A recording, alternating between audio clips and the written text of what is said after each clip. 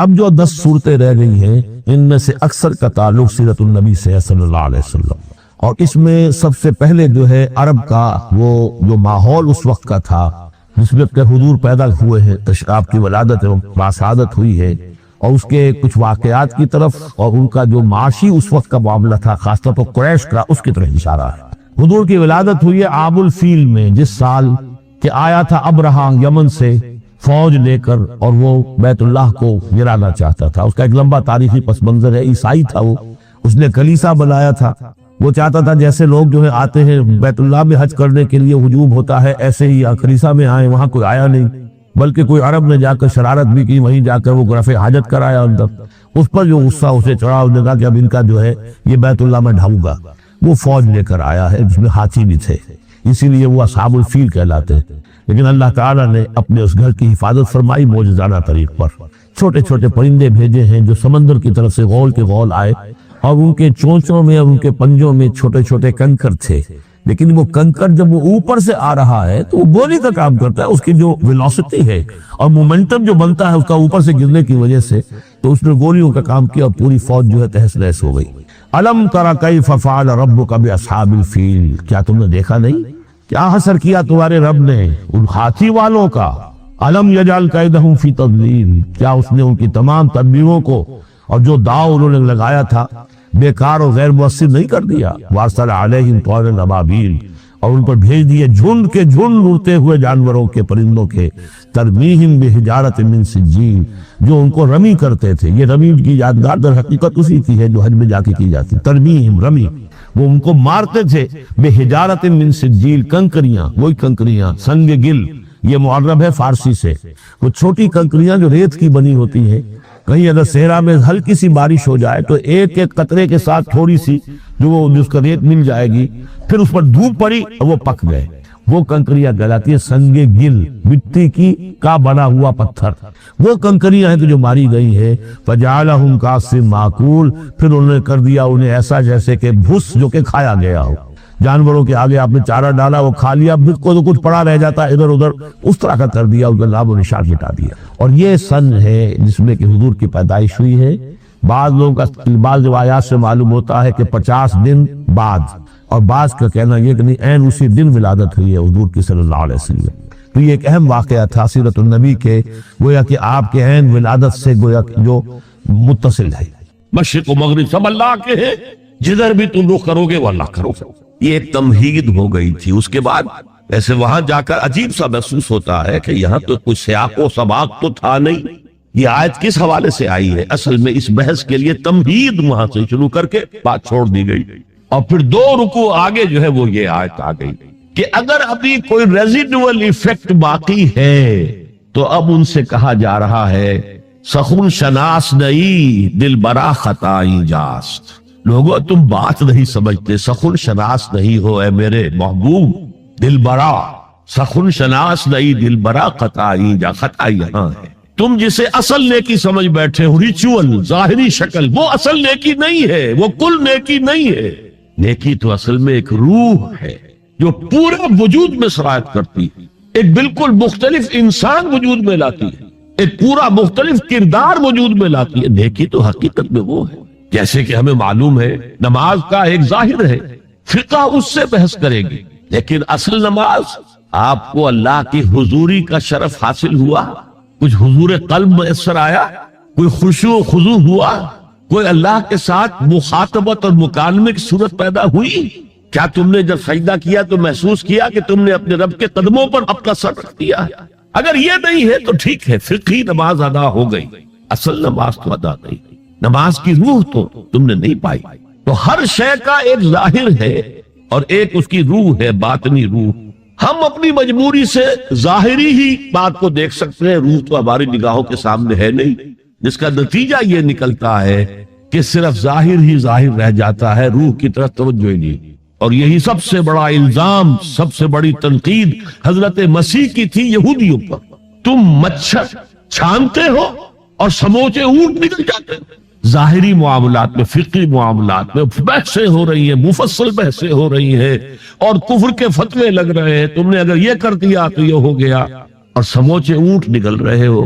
حرام کاموں میں تم ملوث ہو، سود تم لے رہے ہو، یہ ہے کہ تمہارا معاملہ سارا کا سارا دین کی ظاہر سے رہ گیا۔ اور یہ جو فرمایا کہ تمہاری مثال ان قبروں کی سی ہے جن کے اوپر تو سفیدی کر رکھی ہے لیکن اندر گلی سڑی ہڈیوں کے سوا کچھ نہیں، روح دین سے تم ناشنا ہو چکے ہو، محبت خداوندی تم میں نہیں ہے، لیکن ظاہر پرستی ہے، مظاہر پرستی ہے، ریچولزم ہے، تمہارا دین یہ بن کر رہ گیا۔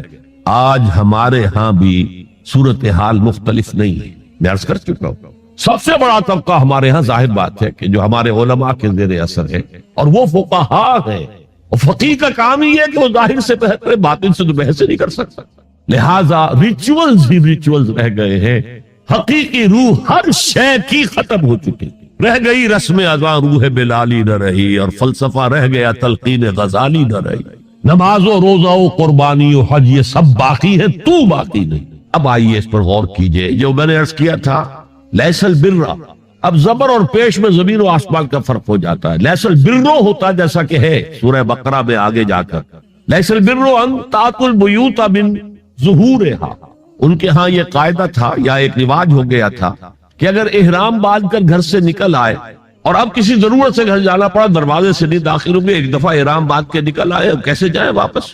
تو گھر کے پچھواڑے سے دیوار پھلانگ کے جاتے، تو وہاں کہا یہ کوئی نیکی نہیں۔ لیس البر ہوتا تو اس کا مطلب ہوتا صرف کوئی نیکی نہیں ہے، یہ تو ہمارا من گھڑت ایک خیال ہے۔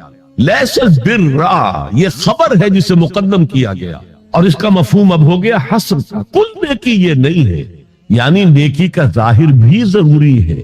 یہ نہ سمجھو کہ نماز کا ظاہر کوئی معنی نہیں رکھتا، طہارت حاصل ہوئی ہے یا نہیں ہوئی ہے، وضو صحیح ہوا ہے یا نہیں ہوا ہے، جو پانی استعمال کیا تھا وہ بھی پاک تھا کہ نہیں تھا، یہ ساری چیزیں ضروری ہے، دین کا ظاہر بھی ضروری ہے۔ یہ نہ نفی کیجئے کہ ان فقہا کا کیا ہے، ظاہر کو لیتے ہیں۔ ہمارے ہاں بعض جو ہے انتہا پسند جو ہے، جو ملنگ ٹائپ صوفی ہوتے ہیں، ایک تو حقیقی کوئی صوفی ہوں، ایک ملنگ تھا، وہ ان تمام چیزوں کو چھوڑ بیٹھ، جیسے میں نے آپ کو شعر سنایا تھا اور اختلاف بھی کیا تھا، مولانا روم نے کچھ زیادتی کی ہے، سختی کی ہے، انداز بیان اچھا نہیں ہے کہ ماز قرآن مغزہ برداشتیم، گستخاں پیش سگاں انداختیم، ہم نے قرآن سے اس کا اصل مغز جو ہے وہ کشید کر لیا ہے، ہڈی کا گودا ہم نے کھینچ لیا، اب ہڈی خالی ہمیں پھینک دی۔ یہ ہمارے صوفیہ میں سے بعض کا طرز عمل رہا ہے جو غلط نہیں، ظاہر بھی اہم ہے، ظاہر بھی نیکی ہے۔ صلو کما رأیتمونی اصلی، نماز پڑھو اسی طرح جیسے مجھے دیکھتے ہو کہ میں نماز پڑھتا ہوں، ظاہر بھی کنفرم کرنا چاہیے اس کے ساتھ، لیکن اصل شے نماز میں توجہ ہے، انابت ہے، خشوع ہے، خضوع ہے، حضور قلب ہے۔ لہذا یہاں ترجمہ ہوگا کل نیکی یہی نہیں ہے کہ تم اپنے چہرے مشرق اور مغرب کی طرف کرو، یہ تو ظاہر ہے۔ اور اس میں مجھے غالب کا شعر یاد آ رہا ہے، قبلے کو اہل نظر قبلہ نما کہتے ہیں، ہے پرے سرحد ادراک سے اپنا مسجود، جسے ہم سجدہ کر رہے ہیں وہ تو ہمارے ادراک اور شعور اور وہم اور خیال اور تصور اور تخیل سے وراء الورا وراء الورا وراء الورا، ہے پرے سرحد ادراک سے اپنا مسجود۔ قبلے کو اہل نظر قبلہ نما کہتے ہیں، یہ کعبہ تو قبلہ نما ہے۔ بہرحال اب اس کی نفی کرتے ہوئے، جزوی نفی، کلی نفی نہیں ہے، لیس البر، کل نیکی یہ نہیں ہے کہ تم اپنے چہرے مشرق اور مغرب کی طرف کر لو، ولکن البر، بلکہ نیکی اس کی ہے، یہاں پر بھی اب لفظ محذوف ہے، ولکن البر بر من آمن باللہ والیوم الآخر، نیکی تو حقیقت میں اس کی ہے۔ اس میں آگے بڑھنے سے پہلے مجھے یاد آیا کہ میں بر کے مفہوم پر بھی کچھ گفتگو کر لوں۔ بر کسے کہتے ہیں؟ بہت عمدہ باتیں جو ہے پہلے کہی ہیں۔ بر اور بر یہ دونوں مادہ تو ایک ہی ہے، بحر و بر۔ جب تک انسان سمندر میں رہتا ہے، آج کا تو خیر تصور نہ کیجئے، پہاڑوں جیسے جو ہے پہاڑ سمندر میں چل رہے ہوتے، عام حالات میں کوئی اس کے ادھر ادھر جو ہے کوئی ہچکولے محسوس نہیں ہوتے، لیکن پرانے زمانے کے سمندر کا تصور کیجئے تو ہر وقت وہ ہے آدمی غیر مطمئن ہوتا تھا، اسی وقت کچھ ہو سکتا ہے، ہچکولا آ رہا ہے، ادھر سے آ رہا ہے، ادھر سے آ رہا ہے، تو دل میں ایک خوف سا رہتا تھا، ایک بے چینی سی رہتی تھی، عدم تحفظ کا ایک احساس رہتا تھا۔ بر پر، خشکی پر آتے ہی اطمینان۔ تو یہ اصل میں انسان کے باطنی اطمینان کے لیے، جو ابھی آپ نے فرمایا کہ دیکھی وہ ہے کہ جس کو کر کے تمہیں خوشی حاصل، اور فتویٰ اپنے دل سے لے لیا کرو، ما حاق فی صدرک، جو کچھ تمہارے سینے کے اندر جو کچھ جس سے خدبد ہو جائے، جس سے بے چینی ہو جائے، وہ اسم ہے، وہ گناہ ہے۔ الاسم ما حاق فی صدرک وکرہت ان یطلع علیہ، اور گناہ وہ ہے کہ جس کے بارے میں تمہیں یہ پسند نہ ہو کہ لوگوں کو اس کی اطلاع ہو، وہ گناہ ہے۔ اس میں بھی مجھے جیسے انگریزی کی ایک نظم کا سٹینزا جو ہے یاد آیا تھا، art is long and time is fleeting, دوڑا جا رہا ہے یہ وقت، and our hearts though stout and brave still like muffled drums are beating funeral marches to the grave۔ اپنے دل کی ہر بیٹ کے ساتھ ہم اپنی قبر سے قریب سے قریب تر، قریب سے قریب تر ہوتے جائیں۔ اسی طرح کی ایک نظم ہے، بڑی پیاری نظم، charities that soothe and heal and bless are scattered over the feet of men like flowers۔ وہ بھلائیاں، وہ نیکیاں، وہ خدمت خلق، charities which soothe and bless and heals، دل کے اوپر مرہم سا رکھا جاتا ہے نیک کام کر کے، دل کو خوشی ہوتی ہے نیک کام کر کے۔ charities that soothe and heal and bless are scattered over the feet of men like flowers۔ یہ تو ان پھولوں کے مانند ہے جو انسان کے قدموں میں پڑے ہوئے ہیں، جس کو چاہے اٹھا لے، جو چاہے اٹھا لے۔ No mystery is here, no special boon for the high and not for the low۔ The smoke ascends as high from the heart of a humble cottage as from that of a haughty palace۔ دھواں اٹھتا ہے تو ایک کٹیا میں جو چورا جل رہا ہے اس سے بھی اٹھے گا تو جائے گا اوپر، اور محل کا کوئی بہت بڑا کچن ہے تو اس سے بھی اٹھے گا تو اوپر جائے گا۔ لہذا یہ غریب اور امیر کا فرق نہیں ہے، ہر شخص اس نیکی میں سے حصہ لے سکتا۔ تمہارے پاس ایک روٹی تھی، تم نے آدھی دے دی کسی مانگنے والے کو، تمہارا حصہ ہو گیا، بہت بڑا حصہ ہوگا۔ اور کسی بڑے امیر آدمی نے 150 جو ہے مسکین کو کھانا کھلا دیا، وہ اس کے قریب بھی نہیں آ سکے گا اجر و ثواب کے اعتبار سے اس شخص کے کہ جس کے پاس ایک ہی روٹی تھی اور اس نے آدھی دے دی۔ تو بر جو ہے حقیقت، لیس البر ان تولوا وجوہکم قبل المشرق والمغرب ولکن البر من آمن باللہ والیوم الآخر والملائکۃ والکتاب والنبیین۔ میں بھی ایک زمانے میں اس پر کچھ متردد سا ہوتا تھا، کچھ سوچتا تھا یہ نیکی کا تعلق تو ہم عمل سے سمجھتے ہیں، یہاں ایمان کی بحث کی کیا ضرورت ہے؟ ایمان تو ایک باطنی حقیقت ہے، نیکی جو ہے وہ ایک ظاہری خارجی حقیقت ہے۔ لیکن پھر سمجھ میں آیا کہ اصل نیکی وہ نیت ہے جس کے ساتھ وہ کام کیا جا رہا۔ اگر خیرات بانٹی جا رہی ہے، جھگیوں میں جا کر میلے کچیلے بچوں کو گود میں لے کر اپنی سفید عسکروں کو بھی خراب کیا جا رہا ہے، اور معلوم ہے کہ یہ اس لیے کر رہا ہے کہ آئندہ الیکشن میں کھڑا ہونا ہے، تو کوئی ہے جو کہے گا کہ یہ نیکی ہو رہی ہے؟ کام تو بظاہر بڑی نیکی کا کام ہے۔ نیکی کے لیے شرط اول اللہ پر ایمان ہے، اس کی موٹیویشن لو آف گاڈ، اس کے سوا اگر کوئی اور موٹیو ہے، اگر دنیا میں شہرت چاہیے، اگر اس نیکی کے ذریعے سے بھی مال کمانے کا معاملہ ہے، دھندا ہے، نیکی کے پردے میں دھندا ہو رہا ہے، وہ نیکی نہیں ہے، چاہے ظاہری اعتبار سے وہ بہت بڑی نیکی ہو۔ تو سب سے پہلا مسئلہ نیت کا ہے، نیت کا ہے، نیت کا ہے، کس ارادے کے تحت یہ نیکی کی جا رہی ہے، کیا مقصود ہے، کیا مطلوب ہے۔ چنانچہ نوٹ کیجئے، اکثر محدثین نے اپنے جو مجموعے مرتب کیے احادیث کے، ان میں پہلی آیت کون سی، پہلی حدیث کون سی لاتے ہیں؟ حضرت عمر رضی اللہ تعالیٰ عنہ سے روایت ہے، انما الاعمال بالنیات، نیکیوں کا، نیک اعمال کا دار و مدار نیتوں پر ہے، وانما لکل امرئ ما نوی، ہر شخص کو وہی کچھ ملا گا جس نے اس نے نیت کی ہوگی۔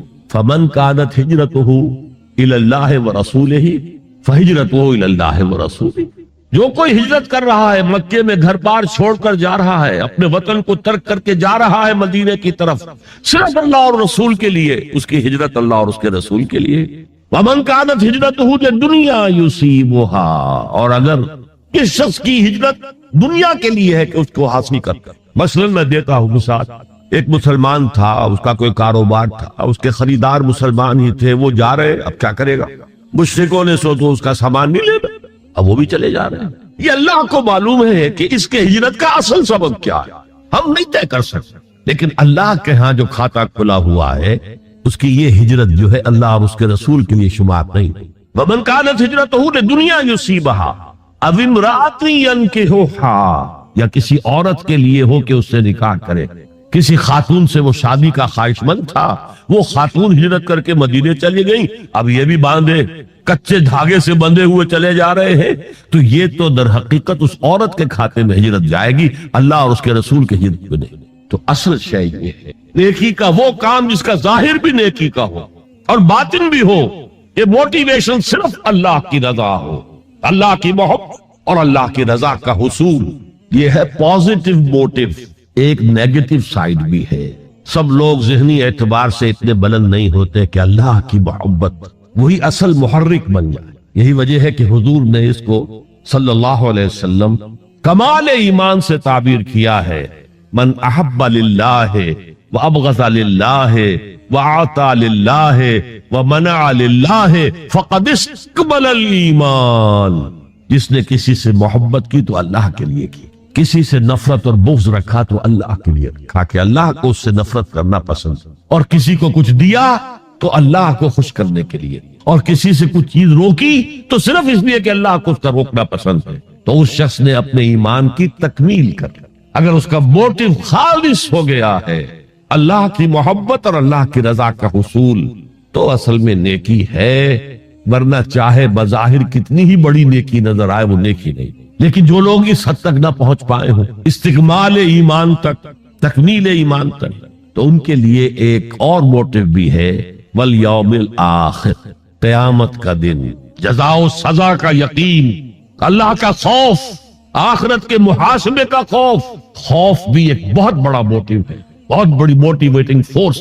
اب میں یوں کہوں گا کہ اگر کسی عمل کا محرک ہے صرف اللہ کی محبت، اس کی رضا کا حصول اور آخرت کی نجات، تو وہ نیکی ہے۔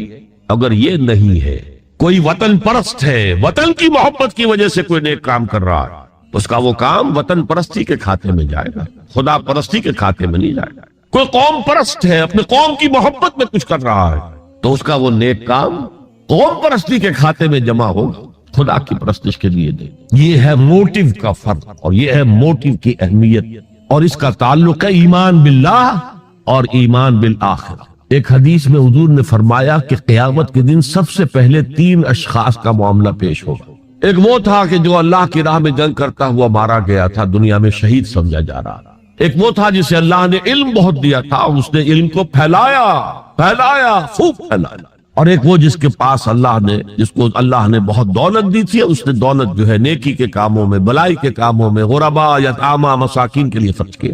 اب اللہ پوچھے گا ان شہید صاحب سے کہ دیکھو میں نے تمہیں صحت دی تھی، جسمانی قوت دی تھی، تم نے کیا کیا؟ وہ کہے گا اے اللہ میں نے تیرے لیے قتال کیا اور اپنی جان دے دی۔ اللہ فرمائے گا کذبتا، تو نے جھوٹ بولا، انک قد قاتلت لأن یقال جریء، تو نے تو یہ جنگ میں حصہ لیا تھا اس لیے کہ تیری شجاعت کا ڈنک بج جائے، تیری جرأت کی شہرت ہو جائے۔ وقد قیلا، وہ کہا جا چکا، اب یہاں تمہارے لیے کچھ نہیں ہے۔ اور فرشتوں کو حکم ہوگا اور اوندے منہ گھسیٹتے ہوئے اس کو جہنم میں ڈال ڈال۔ یہی حشر ہوگا اس عالم کا، تو نے وہ نیکی کا کام کیا تھا، لأن یقال عالم، کہا جا چکا دنیا میں، ڈنکا بج چکا تمہاری شہرت کا۔ اب اس میں نوٹ کیجئے، اگر کسی عالم کے علم کا ڈنکا بج جائے، اس کی اپنی نیت وہ نہیں تھی تو اس کے اندر کوئی خرابی نہیں ہے۔ یہاں معاملہ نیت کا ہے۔ اگر نیت یہ ہو کہ میرے علم کی شہرت ہو جائے، میرے ہاتھ چومے جائیں، مجھے نذرانے پیش کیے جائیں، تو پھر وہی حشر اس کا ہوگا کہ اوندھے منہ گھسیٹ کر جہنم میں ڈال دیا جائے۔ یہی حشر اس سخی کا ہوگا جس نے سخاوت کی تھی، جس کی سخاوت کے ڈنکے بج گئے تھے، اس کا بھی یہی حشر ہوگا۔ تو انما الاعمال بالنیات، اور یہاں نیکی کی بحث میں سب سے پہلے ولکن البر بر من آمن باللہ والیوم الآخر۔ اب جو والملائکۃ والکتاب والنبیین، ان تینوں کو جمع کر لیجئے، اس سے مراد ہے نبوت اور رسالت۔ ملائکہ وحی کا ذریعہ ہیں جو انبیاء تک لے کر آتے رہے، اس وحی کا جو ریکارڈ مرتب ہوا وہ کتابیں ہیں، اور جن پر وہ وحی آئی وہ نبی ہے۔ ان تینوں کو جمع کر لی، رسالت، ایمان باللہ، ایمان بالآخرہ اور ایمان بالرسالت۔ اب اس کا تعلق کیا ہے نیکی کے ساتھ؟ یہ ذرا گہری بات۔ دیکھیے نیکی کا جذبہ بھی، جو انسان کے پیشنز ہوتے ہیں وہ اندھے بہرے ہوتے ہیں، پیشنز، جذبہ، نیکی بھی ایک جذبہ ہے۔ کبھی یہ جذبہ حد اعتدال سے تجاوز کر کے بدی بنا دیتا ہے، جیسے رہبانیت، ترک دنیا، شادی نہیں کروں گا، گھر گرستی کا بکھیڑا مول نہیں لوں گا، بس اللہ سے لو لگاؤں گا۔ ظاہر بات ہے جس نے بھی فیصلہ کیا نیکی کے جذبے کے تحت کیا نا، لیکن اس کا جو نتیجہ نکلا اکثر و بیشتر پھر حرام کاری ہوئی. آپ عیسائیت کی جو ہے ہسٹری آف کرسچین موناسٹسزم اس کا مطالعہ کیجئے. انہوں نے خود لکھا ہے کہ بظاہر راہب خانے ہیں، راہب اور راہبائیں رہتی ہیں اور ان کے تہخانوں میں حرامی بچوں کے قبرستان ہو جاتے. یہ نیکی کے جذبے نے بدی کو جنم دی. حضور کے ساتھ ایسا ہوا. 3 اشخاص آئے، انہوں نے حضور کی ازواج مطہرات سے معلوم کیا آپ رات کو کتنا وقت نماز میں لگاتے ہیں، آپ مہینے میں کتنے نفلی روزے رکھتے ہیں. اب جو کچھ انہیں بتایا گیا، حضور کی زندگی کھلی کتاب تھی، بتا دیا گیا اتنا عرصہ جو ہے آپ رات کو تہجد پڑھتے ہیں، بتا دیا گیا مہینے میں اتنے روزے رکھتے ہیں. انہوں نے اسے کم سمجھا، فتقالوہا، قلیل سمجھا کہ یہ تو زیادہ نہیں ہے. ہمارا تو خیال تھا کہ آپ ساری رات ہی کھڑے رہتے ہو. لیکن اپنے دل کو مطمئن کرنے کے لیے کہ حضور کی کہیں توہین بھی نہ ہو جائے، کہا جی انہیں تو ضرورت نہیں ہے، وہ تو معصوم ہی ہے، ان کی خطائیں اول تو ہوتی نہیں، اگر کوئی ہے بھی تو اللہ نے کہہ دیا قد غفر اللہ لک ذنبک ما تقدم منہا وما تاخر، اللہ نے تو معاف کر دی اگلے پچھلے سارے گناہ، میرے لیے یہ کافی نہیں ہے. ایک نے کہا میں پوری رات عبادت کروں گا، اپنی کمر بستر سے نہیں لگاؤں. دوسرے نے کہا کہ میں ہمیشہ ہر روز روزہ رکھوں گا، کبھی افطار نہیں کروں گا. تیسرے نے کہا میں کوئی شادی بیاہ نہیں کروں گا، یہ ککیڑ میں نہیں پڑھوں گا. حضور کو خبر ہو گئی، آپ نے طلب فرمایا اور غصے کے انداز میں وہ الفاظ کہے کہ جو حضور سے بالکل متوقع نہیں. واللہ انی لاتقاکم واخشاکم، خدا کی قسم میں تم سب سے زیادہ متقی ہوں اور سب سے زیادہ اللہ سے ڈرنے والا. لیکن میرا طریق یہ ہے کہ میں رات کو سوتا بھی ہوں اور نماز بھی پڑھتا ہوں، میں روزہ رکھتا بھی ہوں، ناغہ بھی کرتا ہوں، میں نے شادیاں کی ہیں، متعدد ازواج میرے گھروں میں ہیں. فمن رغب عن سنتی فلیس منی، جو بھی میری سنت سے ہٹا وہ مجھ میں سے نہیں ہے، میرا امتی نہیں. تو نیکی کا جذبہ بھی حد اعتدال سے تجاوز کر کے بدی کو جنم دے سکتا ہے. ایک صحابی، نوجوان صحابہ میں سے عبداللہ ابن عمرو ابن العاص، عجیب یہ بات ہے کہ باپ جو ہے بہت بڑا سیاستدان، بہت بڑا جری سپہ سالار، بہت بڑا حکمران، حضرت عمرو بن العاص، بیٹا نہایت زاہد و عابد، مرتاس، زاہد مرتاس، ساری رات کھڑے ہیں، بستر سے کمر ہی نہیں لگائے، ہر روز روزے سے. یہ خبر دی گئی حضور کو تو آپ نے طلب فرمایا یا عبداللہ اولم اخبر انک تقوم اللیل وتصوم النہار، اے عبداللہ مجھے یہ خبر نہیں دی گئی ہے، یعنی یہ بات جو ہے صحیح ہے کہ نہیں کہ تم ساری رات عبادت کرتے ہو، ہر روز روزہ رکھتے ہو؟ کیا کہہ سکتے تھے؟ بلا یا رسول اللہ، حضور ایسا تو ہے. فرمایا لا تفعل، ہرگز ایسا مت کرو. فإن لزوجك عليك حقا وإن لزورك عليك حقا بل إن لنفسك عليك حقا، تمہارے نفس کے بھی تم پر حقوق ہیں، تمہاری بیوی کے بھی تم پر حقوق ہیں. ان کی زوجہ سے کسی نے پوچھا تھا تم ہمیشہ میلی کچیلی رہتی ہو، کبھی ہم نے تمہیں کسی اچھے لباس میں کس کوئی جسے سنگھار کہہ دیتے کہ یہ بھی نہیں دیکھا؟ تو ان کا کہ مجھے کیا غرض ہے، تمہارے بھائی کو تو مجھ سے کوئی غرض ہے ہی نہیں، میں کس کے لیے بناؤ سنگھار کرتا. یہ بھی الفاظ آتا. فرمایا ہرگز مت کرتا، میں تو کرتا ہوں، میں روزے بھی رکھتا ہوں لیکن نہیں بھی رکھتا، میں نماز پڑھتا ہوں لیکن سوتا بھی، میری بیویاں ہیں متعدد، تو میری سنت اگر تم نے چھوڑ دی تو تمہارا مجھ سے کوئی تعلق نہیں ہو.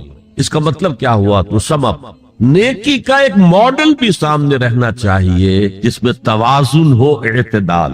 انبیاء وہ توازن پیش کرتے ہیں اپنے کردار اور شخصیت کے ذریعے سے. وہ جو فرمایا گیا لقد کان لکم فی رسول اللہ اسوۃ حسنہ، تمہارے لیے اللہ کے رسول کی شخصیت میں ایک اچھا نمونہ ہے. یہ نمونہ معتدل ہے، متوازن ہے.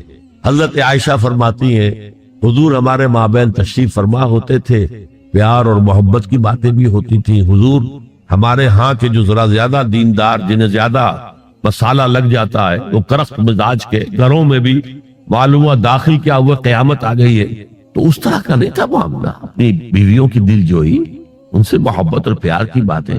لیکن حضرت عائشہ فرماتی ہے کہ ہمارے درمیان بیٹھے ہوتے تھے اور پیار و محبت کی گفتگو ہو رہی ہوتی تھی، اذان کی آواز آتے ہی ایسے ہی اٹھ کر چل دیتے تھے جیسے ہمیں جانتے بھی نہیں کہ ہم کون ہیں.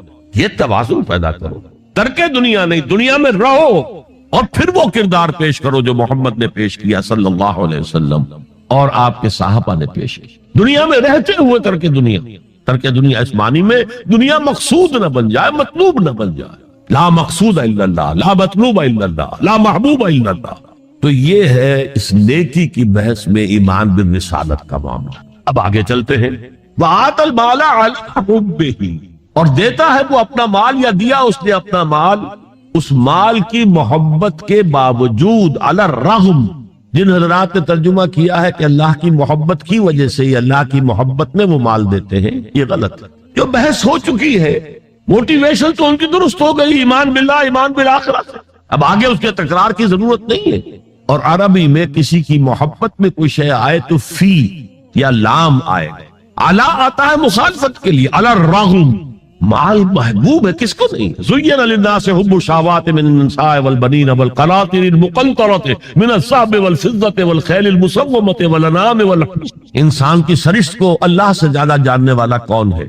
وہ فرما رہا، سورہ آل عمران کی آیت ہے، مزین کر دی گئی ہے انسانوں کے لیے محبت بیویوں کی، بیٹوں کی، اور ڈھیروں مال کی، سونے کی اور چاندی کی، اور گھوڑے وہ کہ جو پیڈگری والے ہوں اور جو بہت اعلیٰ نسل کے ہوں، خیل المسومہ، نشان زدہ گھوڑے، اور مال ہو، بھیڑیں بکریوں کو گلے کے گلے ہوں، اور گائے اور بیل ہوں، اور یہ ساری چیزیں محبوب ہیں۔ اس محبت کے خلاف عمل کرتے ہوئے مال خرچ کرنا تبھی تو مجاہدہ ہے۔ تو جیسے اردو میں ہم علی الرغم کہتے ہیں، علی الرغم، باوجود اس کی محبت کے وہ خرچ کرتے۔ اب یہاں جو اصل نوٹ کرنے کا نقطہ ہے وہ کیا ہے؟ دیکھیے، اسلام کا جو نظام ہے دنیاوی، اس میں ایمان کے بعد پہلی شے نماز ہے۔ وہ جو کہا گیا ہے کہ قیامت کے دن سب سے پہلا محاسبہ نماز کا ہو۔ اور جب ہماری مسجدوں کے اندر لکھے ہوتے تھے فارسی کے اشعار، روز محشر کے جان گداز بود، اولی پرسش نماز بود، اسی طریقے سے نماز کا معاملہ جو ہے وہ پہلے کیوں نہیں آیا؟ نماز کا بعد میں آ رہا ہے، آت المال علی حبہ ذوی القربى والیتامى والمساکین وابن السبیل والسائلین وفی الرقاب۔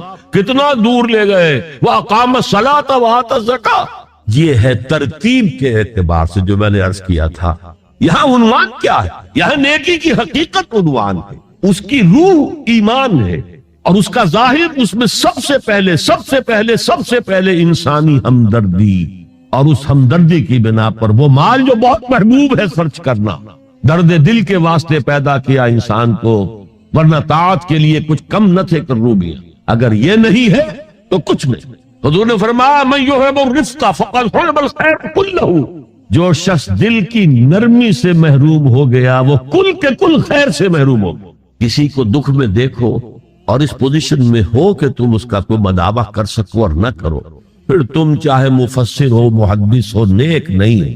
تم عابد ہو سکتے ہو، زاہد ہو سکتے ہو، تم مفسر ہو سکتے ہو، محدث، نیک نہیں ہو سکتے۔ من یحب الرفق، رفق کہتے ہیں نرمی، رفیق ہمارا ساتھی، دم ساز۔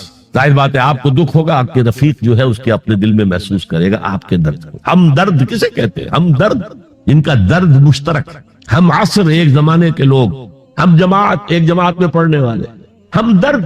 خنجر چلے کسی پہ تڑپتے ہیں ہم امیر، سارے جہاں کا درد ہماری جگر میں ہے۔ اگر یہ رفق نہیں ہے، اگر یہ ہمدردی نہیں ہے، اگر کسی کو دکھ میں دیکھ کر آپ تڑپ نہیں اٹھتے، اگر اس کی مدد کرنے پر قادر ہو اور نہیں کرتے تو کل خیر سے محروم۔ پڑھے جاؤ نمازیں اور تہجدیں، کچھ حاصل نہیں ہو۔ اس پر جو آخری آیت قرآن کی ہے، لن تنالوا البر حتى تنفقوا مما تحبون، اس سے زیادہ کیٹیگوریکل سٹیٹمنٹ اور کیا چاہیے؟ لن کے ساتھ جو نفی ہوتی ہے فعل مضارع میں، انتہائی مؤکد، ہرگز نہیں پہنچ سکتے نیکی کے مقام کو جب تک کہ خرچ نہ کرو ان میں سے جو چیزیں تمہیں پسند ہے۔ قمیض پھٹ گئی ہے، بوسیدہ دے دو کسی کو، یہ نہیں ہے خیرات صدقات، بلکہ جو تمہیں محبوب ہو۔ لن تنالوا البر، بر کے مقام تک نہیں پہنچ سکتے۔ پھر میں کہہ رہا ہوں، عابد ہو سکتے ہو، زاہد ہو سکتے ہو، علم کا معاملہ ہے، محدث ہو سکتے ہو، مفسر ہو سکتے ہو، فقیہ ہو سکتے ہو، مفتی ہو سکتے ہو، سب کچھ ہو سکتے ہو، قرآن مجید کی روح سے نیک نہیں کہلا سکتے۔ فآت المال علی حبہ، اب اس میں جو ترتیب میں نے کہا تھا، الاقرب فالاقرب، الاقرب فالاقرب، سب سے پہلے ذوی القربہ، اور اس میں اکثر و بیشتر ہم سے کوتاہی ہے۔ دور دراز کے لوگوں کے ساتھ نیکی ہو رہی ہے، سگے بھائی کی بیوہ اور یتیم بچے جو ہے وہ محروم ہیں، انہوں نے اس وقت یہ کر دیا تھا، یہ کر دیا تھا۔ ظاہر بات ہے کہ رشتہ داروں سے تو شکایتیں ہوتی ہیں، یہ تو ہمیشہ ہمارے مخالف رہے ہیں جی، ان کی ہم کیسے مدد کریں؟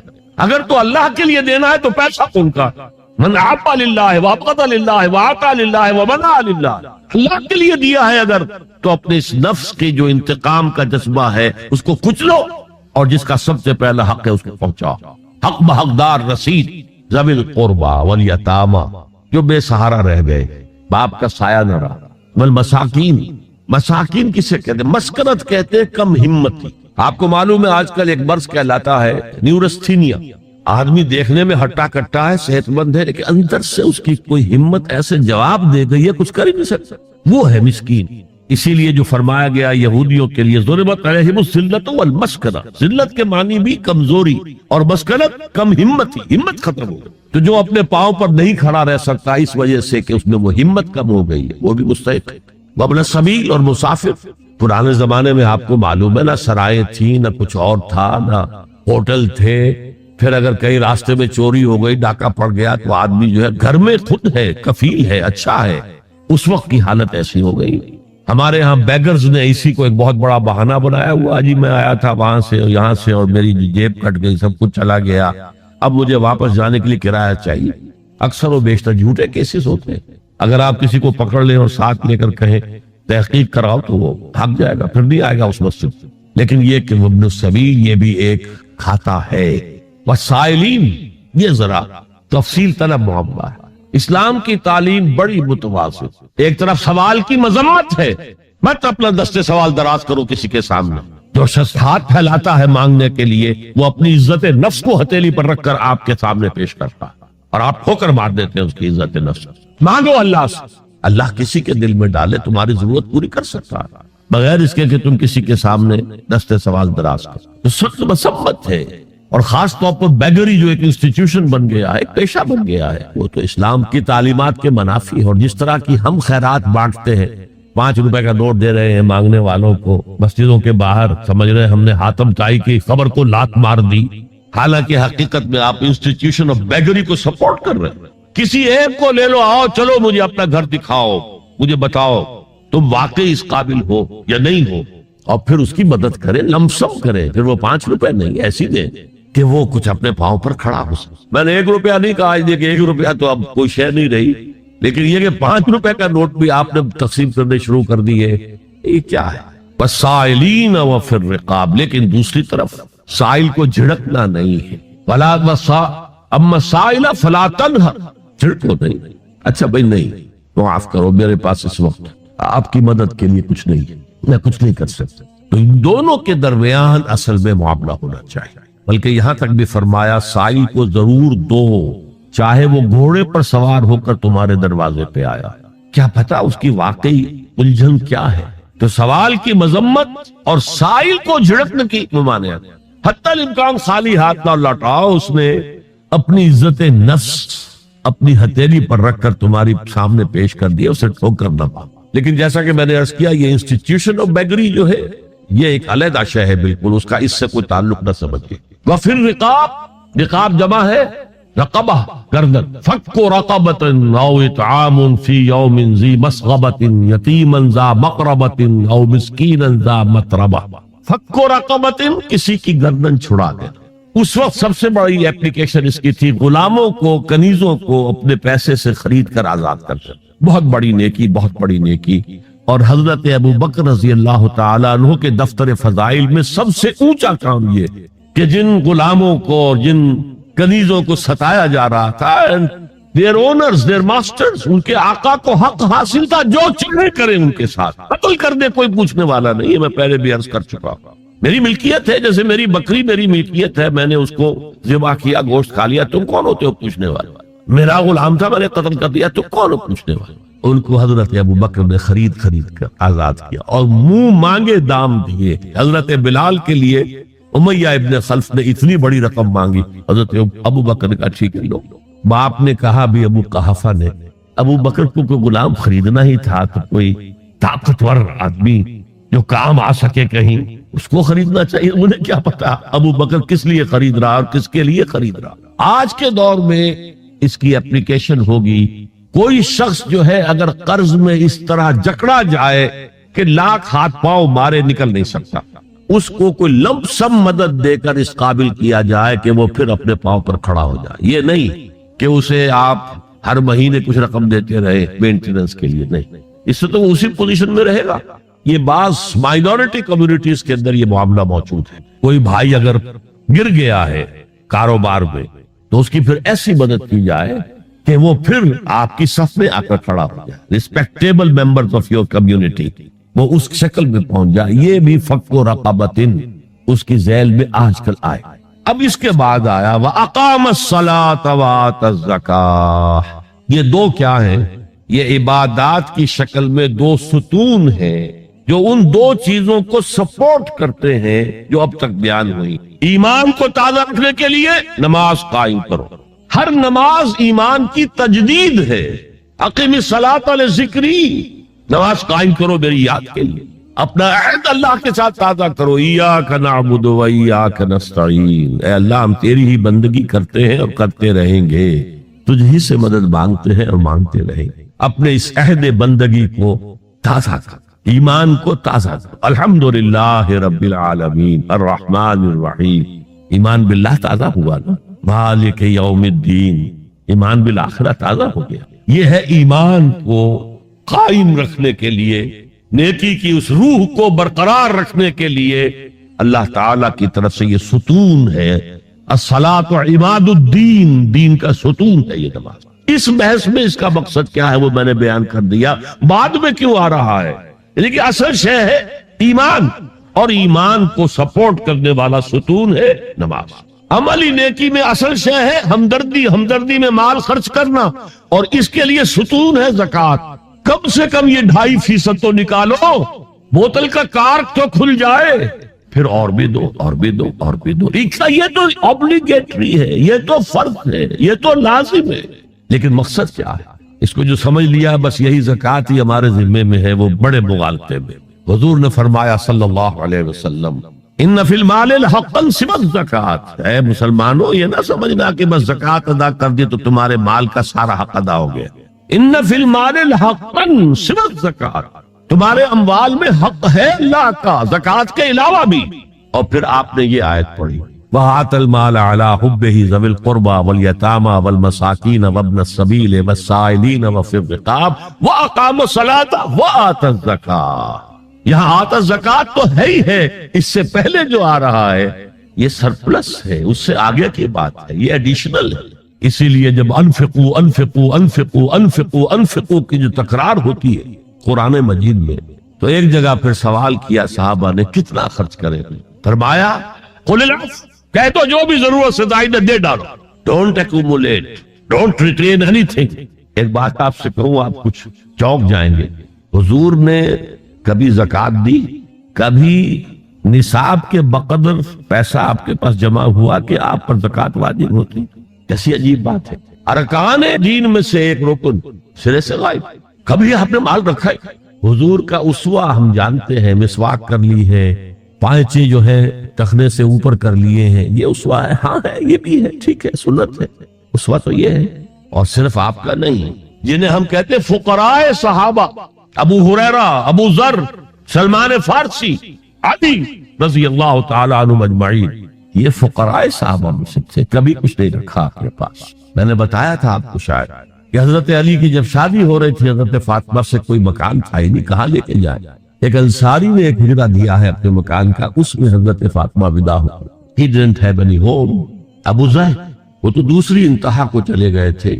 قانون یہی ہے، حلال سے کماؤ، اگر ایک حد سے آگے بڑھ جائے تو زکوٰۃ دے دو، باقی تمہارے اختیار میں ہے. دینا چاہو دو، نہ دینا چاہو رکھو. قانون اس سے زیادہ آپ کو پابند نہیں کرے گا. کبھی بھی آپ نے جبر نہیں کیا، ایمرجنسی میں بھی جبر نہیں کیا. ایک واقعہ آتا ہے کہ حضور کو کئی وقت کا فاقہ تھا. تھوڑی دیر کے بعد حضرت ابو بکر آئے، آپ نے چہرے سے پہچان لیا کہ فاقے سے. پھر حضرت عمر آئے، پہچان لیا کہ فاقے سے. شاید حضور خود اپنے لیے نہ اٹھتے نہ جاتے، اپنے دونوں ساتھیوں کو لے کر ایک انصاری کے باغ میں پہنچ گئے. انصاری کی عید ہو گئی، فوراً لا کر اس نے کچھ کھجوریں، کچھ انگوروں کے گوشے رکھے. اس کے بعد وہ دوڑا چھری لے کر کسی جانور کو ذبح کرنے کی. یہ ساری تفسیریں میں کیا بتا رہا ہوں. نال یہ نہیں تھا کہ مدینے میں سبھی فاقے سے تھے، موجود تھے جن کے پاس مال تھا، لیکن جبرن آپ نے کسی سے کچھ نہیں لیا۔ جب وہ چھری لے کر چلا، فرمایا دیکھنا کسی دودھ والے جانور کو نہ ذبح کر۔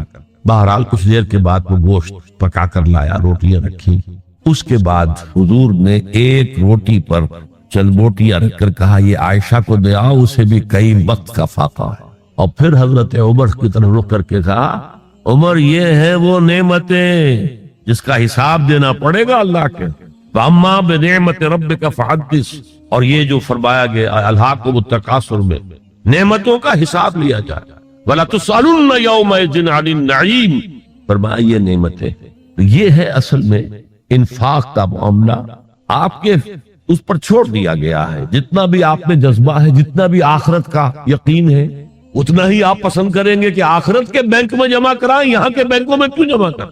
یہاں کتنا دے دیں گے آپ کو؟ 10%، 20%، وہاں 700% ملتا ہے۔ 700% نہیں کہ 7000، 700 گنا۔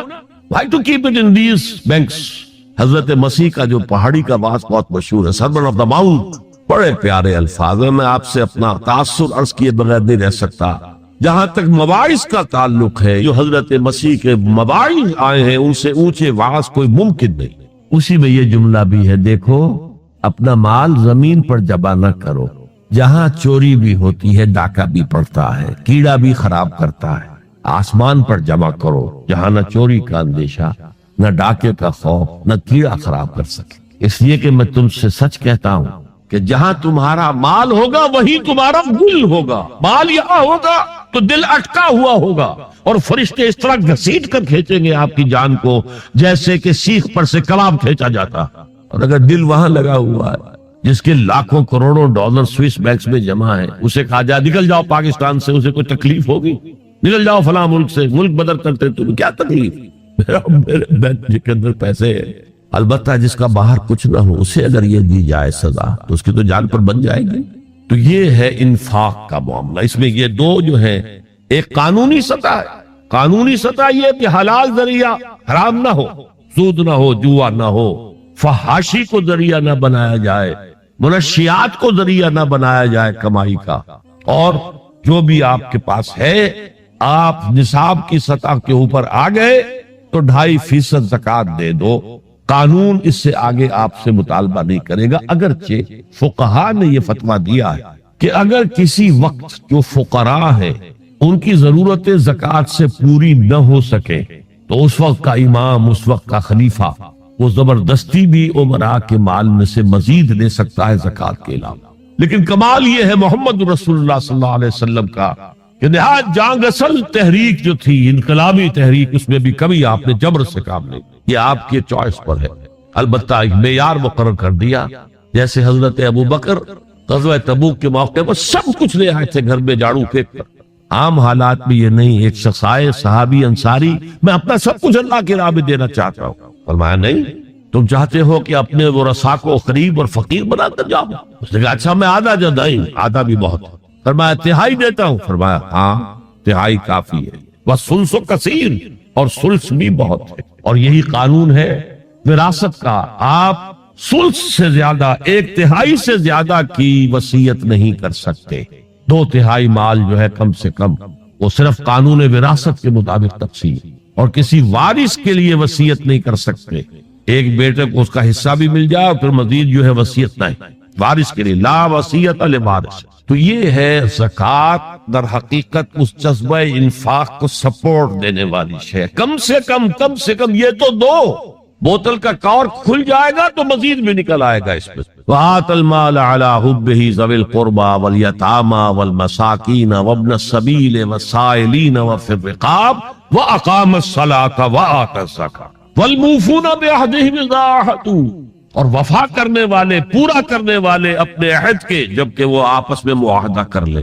میں اشارہ کر چکا ہوں، یہ جملہ معاملات انسانی پر حاوی ہے۔ ایک مزدور کو آپ نے یومیہ محنت اور مزدوری پر انگیج کیا ہے، اور وہ مزدور جب دیکھے کہ کوئی اسے دیکھ نہیں رہا تو بیٹھا رہے، کام نہ کرے، اسی وقت کام کرے جب دیکھا جائے کوئی سپروائزر دیکھ رہا تو وہ اپنے عہد کی نفی کر رہا۔ ایک ملازم ہے، وہ دفتر میں بیٹھا ہوا ہے، مکھیاں مار رہا، یا چائے پر چائے پیے چلے جا رہا ہے، جو کام تھا وہ نہیں کر رہا ہے، تو وہ اپنے معاہدے کے خلاف۔ شادی سوشل کانٹریکٹ ہے، عورت کے جو فرائض ہیں ان سے زیادہ کا آپ مطالبہ کرتے ہیں، آپ ظالم ہیں۔ عورت کے جو حقوق ہیں وہ زیادہ نہیں کرتے تو ظالم ہیں۔ اس اعتبار سے پوری انسانی زندگی، خاص طور پر آج کل کاروبار تو بیسیکلی اصل جو ہے وہ کانٹریکٹ کی بنیاد پر ہے، معاہدہ کر لیا ہے تو اب معاہدہ پورا کر، یہ گویا کہ ایکسٹریم لائننگ ہو جائے گی۔ پورے معاملات دنیاوی جو ہے ان کے لیے ایک ایفائے عہد کا اگر معاملہ آپ کی شخصیت کے اندر پختگی سے قائم ہو جائے تو سارے جو معاملات بین الانسان ہیں، انسانوں کے درمیان جو معاملات ہیں، لینے دینے کے، خرید و فروخت کے، ملازمت کے، شادی کے، یہ سب کے سب صحیح ہوں گے، سیدھے ہوں گے، ان میں خیر ہوگا، ان میں برکت۔ حضور نے فرمایا عدت المومن کا اخذ الکف، مومن کا وعدہ کر لینا تو ایسے ہے کہ جیسے اس کی کلائی کسی اور کے ہاتھ میں آ گئی ہے، جکڑا ہوا ہے، وہ اب نہیں جا سکتا کہیں۔ He has to fulfill his commitment۔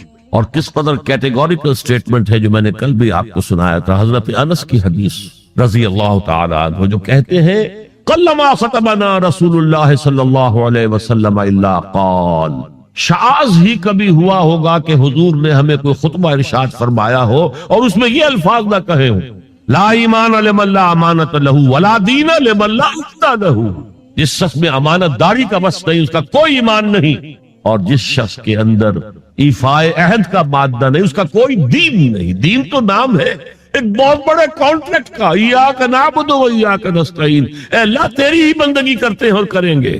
اس سے بڑا معاہدہ کیا ہوگا؟ پوری زندگی کو کور کر رہا ہے، وہ اتنا بڑا معاہدہ کیسے پورا کر دے گا اگر وہ چھوٹے چھوٹے عہد پورے نہیں کرتا؟ حضور کو جو الصادق الامین کے جو خطابات مل گئے تھے کاروبار معاملات کے اندر، ایک واقعہ آتا ہے، یہ قبل ظہور نبوت، میں آغاز نبوت نہیں کہا کرتا، نبی پیدائشی نبی ہوتا، ظہور نبوت، نبوت ظاہر ہوتی ہے جب وحی کا آغاز ہو۔ کسی شخص سے کوئی معاملے پر بات ہو رہی تھی، اس شخص کو کوئی کام یاد آ گیا، انہوں نے کہا محمد ذرا یہاں میرا انتظار کرو تھوڑی دیر، میں ابھی آتا۔ چلا گیا اور جا کر بھول گئے۔ وَذَّكَرَ بَعْدَ ثَلَاثٍ، اب اسے یاد آیا 3 کے بعد، 3 دن بھی ہو سکتے ہیں، 3 گھنٹے بھی ہو سکتے ہیں، عام طور پر خیال یہ ہے کہ 3 دن کے بعد یاد آ گھبرا کر گیا ہے تو دیکھا وہی بیٹھے ہوئے۔ اس نے معذرت کی، فرمایا کہ تم نے جو کیا، میں تو اپنے عہد کا پابند تھا، میں کیسے ہلتا یہاں سے؟ میں نے کہا تھا کہ ہاں میں تمہارا انتظار کروں۔ وہی فائے عہد، یہ گویا کے معاملات، میں نے کہا تھا کہ عمل کے یہاں پر 3 بڑی بڑی شاخیں آ گئی، ایمان کی 5 پتیاں، کلی کھل کر پھول بن گیا، اعمال کا ایک تناور درخت ہے، اس کے 3 جو ہے بڑی بڑی شاخیں آ گئی، ہمدردی،